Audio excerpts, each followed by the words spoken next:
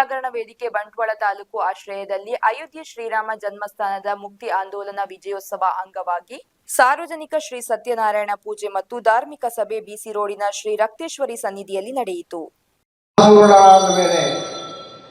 ಆ ಶ್ವೇತ ಚಕ್ರದಡಿಯಲ್ಲಿ ಚಕ್ರವರ್ತಿ ಸ್ಥಾನದಲ್ಲಿ ರಾಮರಾಜ್ಯ ಸ್ಥಾಪನೆಯಾಗಿದೆ.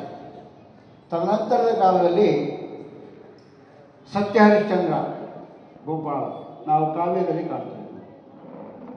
ಅಲ್ಲಿ ಕೂಡ ಅಯೋಧ್ಯೆಯ ವಿಚಾರಗಳು ಬರ್ತವೆ.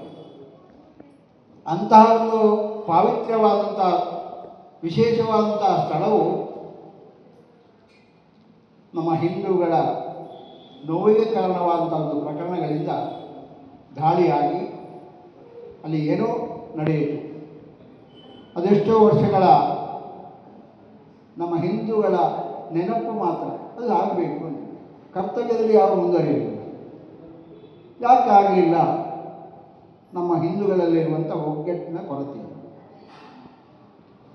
ಸೋಮನಾಥೇಶ್ವರ ದೇವಸ್ಥಾನವನ್ನು ಹುಡಿ ಮಾಡಿದರು, ಯಾರು ಹೇಳಿಲ್ಲ.